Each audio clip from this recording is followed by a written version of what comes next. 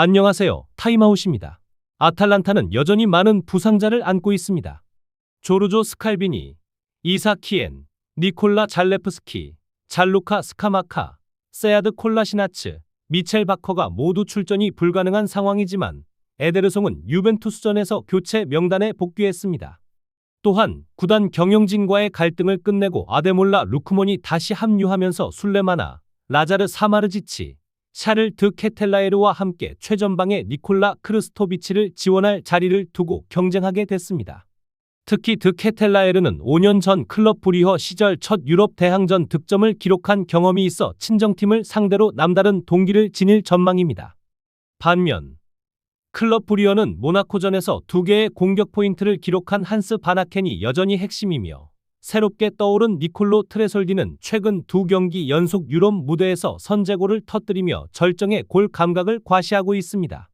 다만 나이지리아 미드필더 라파엘 오니에디카 햄스트링과 베테랑 골키퍼 시몽 미뇰레 사타군이 부상이 빠진 점은 전력 손실입니다. 아탈란타는 지난 시즌 리그 9위로 끝내며 브리허와의 플레이오프에서 2경기 합계 2대5로 무너졌고 유럽 대항전 성적도 실망스러웠습니다. 이번 시즌 챔피언스리그 첫 경기 역시 PSG 원정에서 0대4 대패를 당하며 유럽 무대에서의 약점을 다시 드러냈습니다. 유리치 감독 체제에서도 유럽 무대에서 실점이 잦은 편이며 최근 7경기 중 단 한 차례만 무실점을 기록했습니다.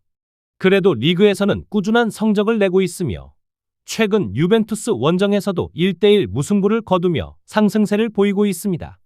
클럽 브리허는 지난 시즌 아탈란타를 상대로 2차례 모두 승리하며 자신감을 얻은 바 있고 이번 시즌 조별리그 첫 경기에서도 모나코를 4대1로 대파했습니다.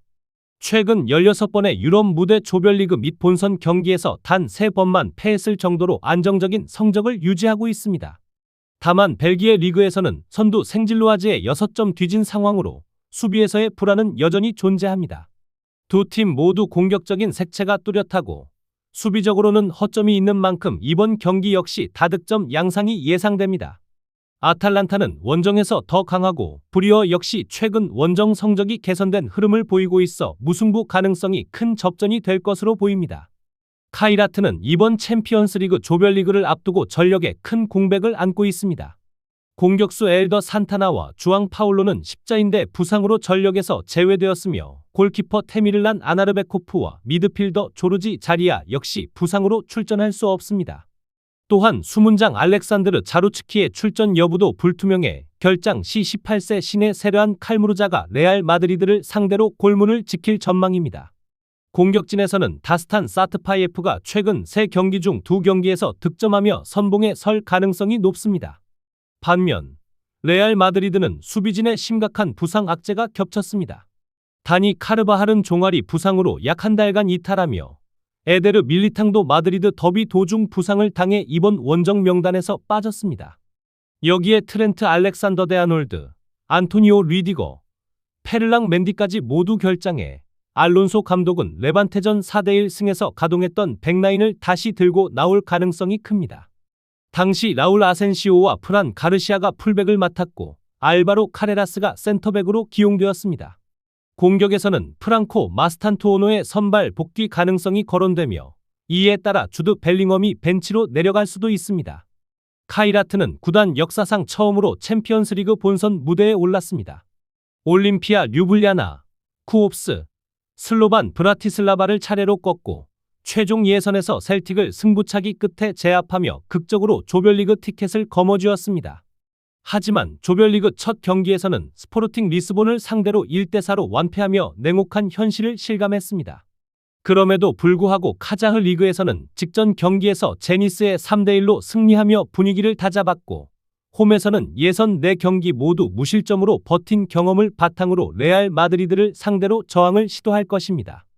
레알 마드리드는 사비 알론소 감독 체제에서 시즌 초반 7연승을 달리며 순항했습니다. 챔피언스리그 첫 경기에서도 마르세유를 2대1로 꺾었고 이어 에스파뇰전 2대0 승리, 레반테전 4대1 승리를 거두며 탄탄한 흐름을 이어갔습니다. 그러나 주말 마드리드 더비에서는 2대1 리드를 잡고도 수비 붕괴 끝에 2대5로 충격패를 당하면서 리그 선두 자리마저 바르셀로나에 내주었습니다. 이번 경기는 카이라트와 레알 마드리드의 첫 맞대결로 카자흐스탄과 스페인 클럽 간의 두 번째 챔피언스리그 경기라는 역사적 의미를 갖습니다. 다만 레알 마드리드는 유럽 무대 초보인 카이라트와의 전력 차가 너무 크며 수비진의 공백에도 불구하고 여전히 공격에서 넘치는 화력을 지니고 있습니다. 카이르트가 홈 이점을 살려 저항하더라도 레알 마드리드가 무난히 승리를 챙길 가능성이 높습니다. 아틀레티코 마드리드는 리버풀전에서 부상으로 빠졌던 훌리안 알바레스가 무릎 통증에서 회복해 프랑크푸르트전 출전을 준비하고 있습니다.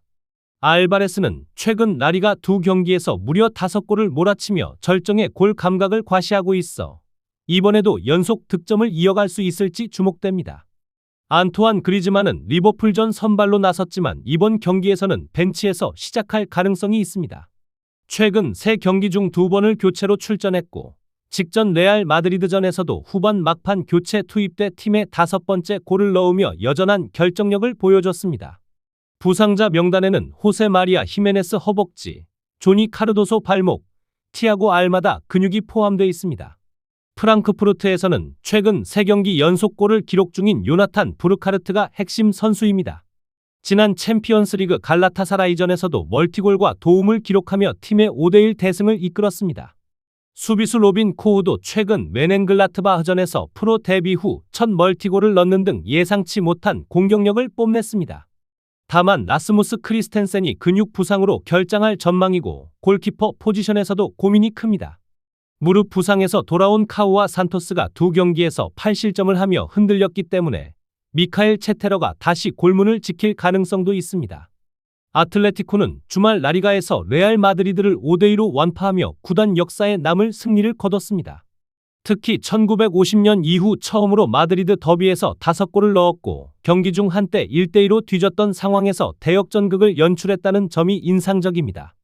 하지만 챔피언스리그 첫 경기에서는 리버풀 원정에서 추가시간 실점으로 2대3 패배를 당했으며 시메오네 감독은 경기 막판 관중과의 충돌로 퇴장을 당해 이번 경기 벤치에 앉을 수 없습니다.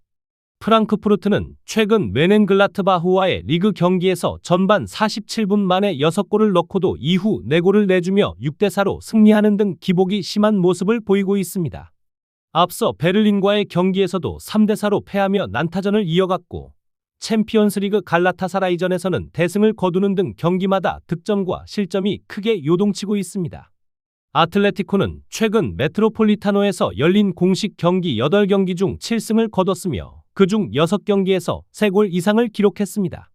프랑크푸르트의 공격력이 위협적이긴 하지만 홈 이점을 아는 아틀레티코가 팬들에게 승리를 선사할 가능성이 높습니다. 토트넘은 최근 몇 주 동안 도미닉 솔랑케 발목, 란달 콜로 무한히 타박상 부상으로 두 주요 공격수를 잃은 상태에서 경기를 치러왔습니다. 이들의 회복이 예상보다 지연되며 이번 경기 복귀 가능성도 낮은 상황입니다. 베테랑 수비수 벤 데이비스 무릎도 복귀 시점이 불확실하고 데얀 쿨루셉스키 무릎, 제임스 메디슨 십자인대, 라두 드라구신 십자인대, 코타 타카이 발, 이부 비수마 부상 역시 모두 전력에서 제외됩니다.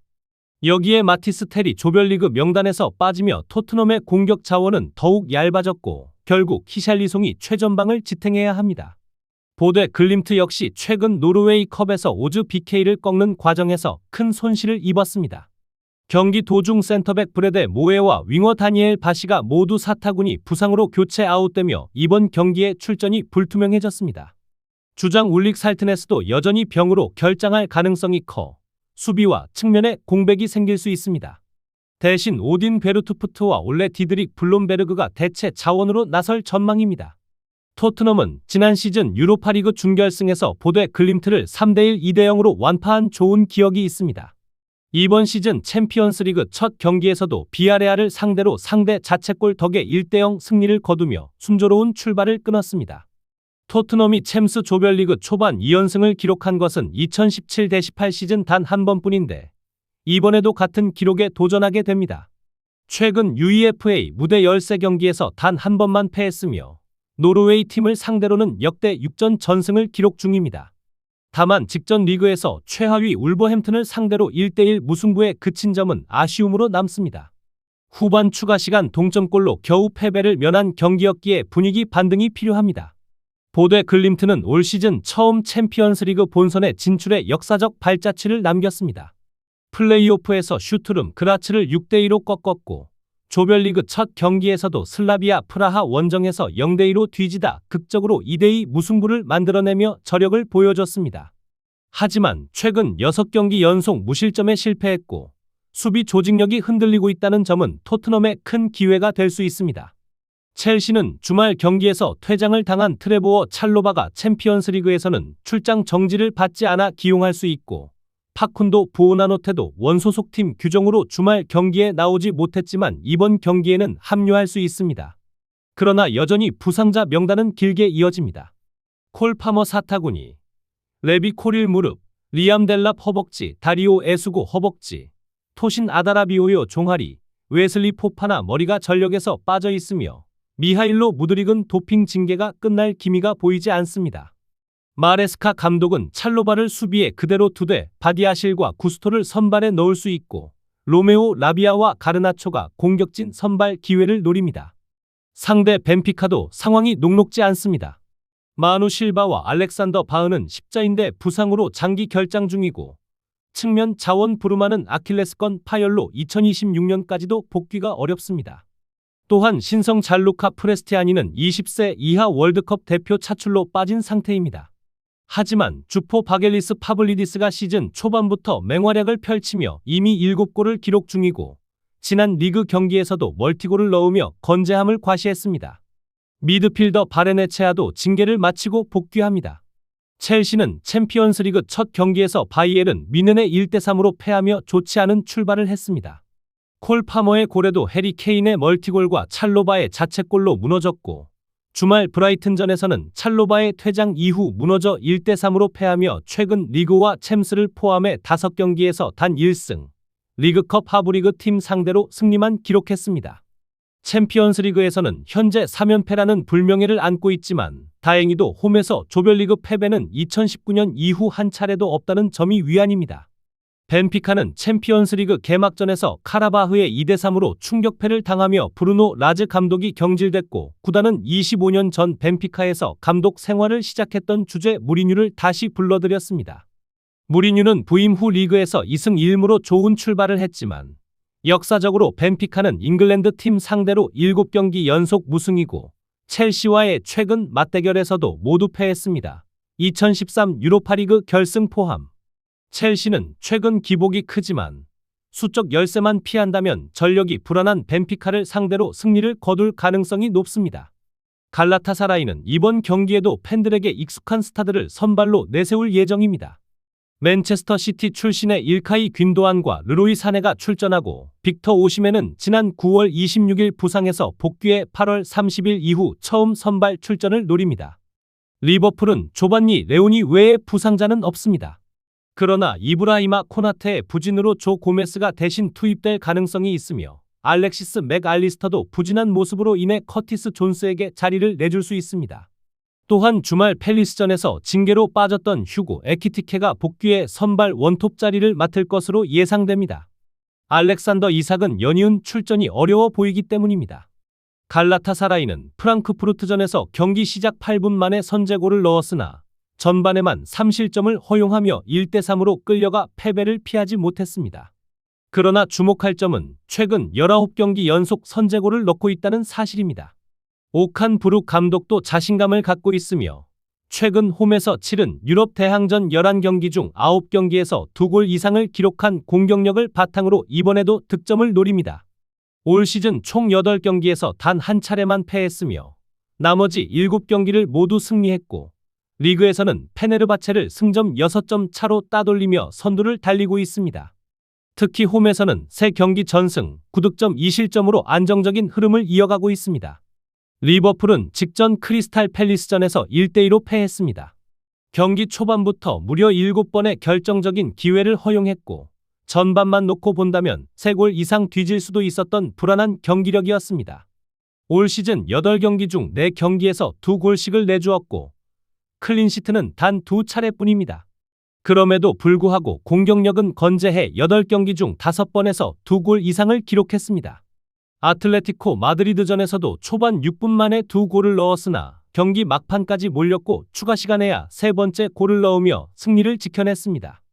최근 리버풀의 원정 챔피언스리그 경기 결과를 보면 무승부는 극히 드물었습니다. 무려 39경기 중 단 한 번만 비겼으며 25번을 승리로 장식했습니다. 다만 이번 경기에서는 수비 불안이 여전하고 오시멘이 정상 컨디션이라면 리버풀 수비진이 크게 흔들릴 수 있습니다. 인터 밀란은 이번 경기에서 사실상 최정의 전력을 꾸릴 수 있습니다.